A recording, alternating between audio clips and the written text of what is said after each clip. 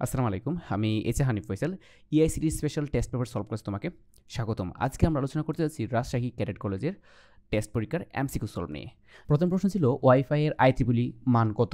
Wifi মনে রাখতে হবে ওয়াইফাই কয়টা আই? 2টা আই। সো এর IEEE কোড হবে 802.11 অর্থাৎ 2টা একই মান। এটা হলো শর্টকাট টেকনিক মাথায় রাখার জন্যে। তারপর দেখো 5 কিলোবাইট ডেটা ট্রান্সমিশনের জন্য অ্যাসিনক্রোনাস ট্রান্সমিশনের দক্ষতা কত? এই ক্ষেত্রে একটা বিষয় বলে রাখি, সিনক্রোনাস এবং অ্যাসিনক্রোনাস দুইটারই ট্রান্সমিশন ইফিসিয়েন্সি ফিক্সড, অর্থাৎ তুমি মিনিমাম বা ম্যাক্সিমাম বলো। সিনক্রোনাসের ক্ষেত্রে এই দুইটা রেঞ্জ অবশ্যই ভালো করে মাথায় রাখতে হবে। আমাদের ভিডিওতে এই বিষয়ে আমরা ডিটেলস কথা বলেছি কীভাবে তুমি এগুলো ক্যালকুলেট করতে পারো। এখন এখানে 5 কিলোবাইট বা 10 কিলোবাইট বা 1 MB যা ইচ্ছা তাই বলুক না কেন, এই অ্যাসিনক্রোনাসের ট্রান্সমিশন দক্ষতা সবসময়ই এই 72.73, দিস ইজ ফিক্সড। এটা ভালো করে মাথায় রাখবা, 72.73 এটা ফিক্সড। ওকে, আরও সহজভাবে মাথায় রাখতে পারো 72, 73 একসাথে। ওকে, তারপর দেখো নিকটবর্তী ডিভাইসের সাথে ডেটা যোগাযোগের জন্য নিচের কোনটি উপযুক্ত? অবশ্যই নিকটবর্তী মানে কি ব্লুটুথ, আর ব্লুটুথ মানেই পার্সোনাল এরিয়া নেটওয়ার্কের জন্য সবচেয়ে বেশি অ্যাপ্লিকেবল। ওকে, তারপর দেখো টেলিভিশনের ডেটা ট্রান্সমিশন মোড হলো কোনটা? আমাদের যে টেলিভিশনের কথা বলি কোন মোডে ডেটা ট্রান্সফার হয়, সিমপ্লেক্স, হাফ ডুপ্লেক্স নাকি ফুল ডুপ্লেক্স? অবশ্যই সিমপ্লেক্স মোডে ডেটা ট্রান্সফার হয়, কারণ হচ্ছে টেলিভিশন শুধু আমাদেরকে ডেটা দিয়েই থাকে, আমরা কখনো তাকে ডেটা দিতে পারি না। তারপর মাল্টিকাস্ট, হ্যাঁ মাল্টিকাস্ট কখনোই না।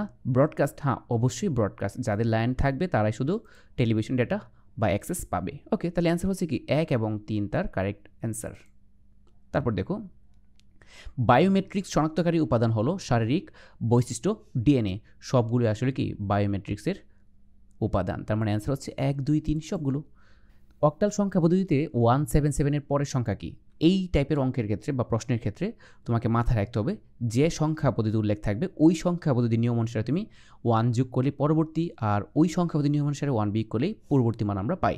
যেহেতু অক্টাল ছিল, তো অক্টাল সংখ্যা পদ্ধতির নিয়মে যদি আমরা এখানে ওটা 1 যোগ করি তাহলে কী দাঁড়াচ্ছে দেখো, এখানে একটা 1 যোগ করলে আমরা পাবো 7 এবং 1 কত? 0। 7 এবং 1 0, অর্থাৎ কি 8, 7 আর 1 8, বেদের সাথে মিলে যাচ্ছে, সো 0।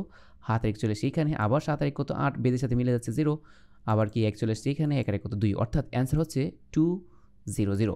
তোমার যদি এই টাইপের অঙ্ক বা এই টাইপের প্রবলেম সলভ করতে যদি তোমার নিজের সমস্যা হয় তাহলে অবশ্যই তুমি আমাদের এমসিকিউ প্যাটার্ন ক্লাসটা ভালো করে দেখতে পারো। ওকে, তারপর দেখো 1 1 1 0, এ 0 হলো এখানে যে 0, এই 0টা কি? কোন একটা সংখ্যার সবার ডান পাশেরটাকে বলা হয় এলএসবি, মানে লিস্ট সিগনিফিক্যান্ট বিট, মানে সবচেয়ে কম গুরুত্বপূর্ণ ডিজিট। আর এটা যেহেতু বাইনারি এই জন্য হয়ে যাচ্ছে কিটা বিট। আর সবার বামে যার মান সবচেয়ে বেশি তাকে বলা হয় MSD, বাইনারির জন্য এটা হয়ে যায় MSB। তাহলে এটা হচ্ছে কি দিস ইজ LSB। ওকে, দেখো নিচের কোন সংখ্যা পদ্ধতিকে ইন্দো আরবীয় সংখ্যা পদ্ধতি বলা হয়? ইন্দো আরবীয় সংখ্যা পদ্ধতি বলা হয় ডেসিমাল সংখ্যা পদ্ধতিকে। নর গেটের আউটপুট কোন গেটের বিপরীতের? নর গেটের আউটপুট কোন গেটের আউটপুটের বিপরীত? অবশ্যই কি নর মানে অর গেটের বিপরীত। খুবই সহজ জিনিস। তার পরবর্তী কোয়েশ্চেন দেখো, ডি মর্গানের সূত্র অনুসারে নিচের কোনটি সঠিক? এখানে দেখো A B whole not equal to কি A not into B not? No, এটা কখনোই হতে পারে না, কারণ হচ্ছে এ নট প্লাস হবে, এখানে প্লাস হতে হবে যদি এটা কারেক্ট হতে হয়। A plus B whole not equal to কি এখানে প্লাস থাকবে না, এটা তাহলে ইন্টু হলে এটা ট্রু হতো। তারপর দেখো এটা B A not whole not, না এটাও কি হচ্ছে না। এখানে দেখো B not A whole not, অর্থাৎ গুণ আকারে থাকলে এটাকে তুমি যদি ভাঙাও ডি মর্গান সূত্র অনুযায়ী ভাঙালে আমরা কি পাচ্ছি দেখো, এটা হচ্ছে বি ডাবল নট প্লাস কি হবে এ নট। ওকে, আবার বি ডাবল নট মানে কি শুধু বি, তার মানে ফাইনালি অ্যান্সার হচ্ছে দেখো এ নট প্লাস বি, এইটাই তার কারেক্ট অ্যান্সার। তারপর দেখো জেনেটিক ইঞ্জিনিয়ারিং এবং বায়ো ইনফরমেট্রিক্স দ্বারা কি গবেষণা করা হয়? অবশ্যই কি গবেষণা করা হচ্ছে? ডিএনএ গবেষণা করা হয়। ক্রায়ো সার্জারিতে ফ্যাকাশে কোষ ধ্বংস করার জন্য কোন তাপমাত্রা প্রয়োগ করা হয়? অবশ্যই -41 ডিগ্রি সেলসিয়াস। এগুলো মুখস্থবিদ্যা। ওকে, তারপর দেখো হেক্সাডেসিমাল সংখ্যা পদ্ধতিতে বি ও ই এর যোগফল কত? বি এর মান কত বলো তো? বি এর মান হচ্ছে 11, ই এর মান কত? 14। তাহলে দেখো 11 আর 14 যোগ করলে আমরা কত পাই? 11 আর 14 যোগ করলে আমরা পাই হচ্ছে 25। এখন দেখো এই 25 16 চেয়ে কত বেশি? 25 16 চেয়ে 9 বেশি। সো এইটা অ্যান্সার হচ্ছে এইটা, অর্থাৎ 19 তার কারেক্ট অ্যান্সার। ওকে, অর্থাৎ তুমি এটাকে 16 দিয়ে ভাগ করেও বের করতে পারো, আবার তুমি বেজ মাইনাস করেও বের করতে পারো। ওকে, তারপর দেখো কোন প্রজন্মের মোবাইল ফোনে MMS এবং SMS পরিষেবা চালু হয়েছিল? এটা খুবই ইম্পর্টেন্ট। এই MMS এবং SMS দুইটাই 2G পরিষেবায় চালু হয়েছিল। নিচের কোন নেটওয়ার্কটি শুধুমাত্র 10 মিটার কভারেজ নিয়ে গঠিত? এটা হচ্ছে অবশ্যই পার্সোনাল এরিয়া নেটওয়ার্ক। ভার্চুয়াল রিয়েলিটিতে নিম্নলিখিত প্রয়োজনীয় উপাদানগুলোর মধ্যে কোনটি প্রদান করা হয়? অবশ্যই ডেটা গ্লোব ভার্চুয়াল রিয়েলিটিতে অবশ্যই এটা ইউজ করা হয়।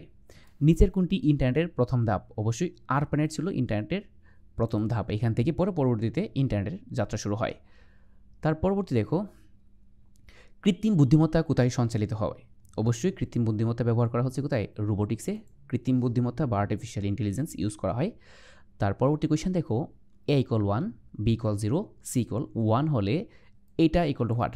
তুমি এখানে মানগুলো বসাও। A = 1 তাহলে A নট মানে কি? দিস ইজ 0, এটা হবে কি 0। তারপর দেখো B = 0 তাহলে B নট মানে কি হবে? 1 1 ইন্টু 0 মানে কি? আবার কি আলটিমেটলি 0।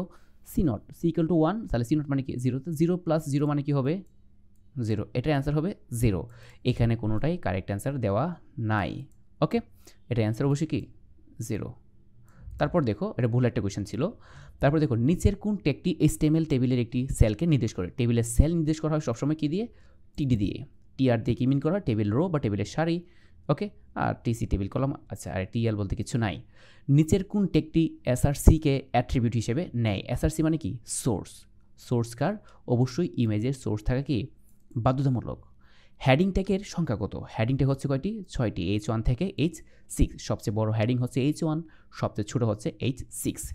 তারপর দেখো, ফন্ট এর বৈশিষ্ট্যগুলো হলো ফেস, অবশ্যই ফেস, সাইজ, আরেকটা আছে তার নাম হচ্ছে কি? কালার। তো এটা খুব ভালো করে মাথায় রাখতে, ফন্টের 3টা অ্যাট্রিবিউট খুবই important, face, size and colour. So white is nothing. So answer হচ্ছে 1 এবং 2, এইটাই তার কারেক্ট অ্যান্সার। তারপর দেখো, কবির তার ওয়েবসাইটে লেখার সাথে ছবি অন্তর্ভুক্ত করেছে, ছবি সংযুক্ত করেছে, বেশ ভালো কথা। এই কারণে তার ওয়েবসাইট আরও আকর্ষণীয় সুন্দর হয়ে উঠেছে। কবির কোন ট্যাগ ব্যবহার করেছে? অবশ্যই কোন ট্যাগ ব্যবহার করেছে? IMG, image. বি কেয়ারফুল, এখানে কিন্তু সতর্ক থাকতে হবে। ওকে, তারপর দেখো, কবির ছবির ফরম্যাট হিসেবে ব্যবহার করেছে কি? JPG, PNG, PSD. ন, পিএসডি ফটোশপের ন, তাহলে কি জেপিজি অথবা পিএনজি। তার মানে 1, 2 তার কারেক্ট অ্যান্সার। এই ছিল রাজশাহী ক্যাডেট কলেজের টেস্ট পরীক্ষার MCQ সলভ। সো দেখা হচ্ছে নেক্সট কোনো সলভ ক্লাসে। সে মধ্যে ভালো থাকো, সুস্থ থাকো। আল্লাহ হাফেজ।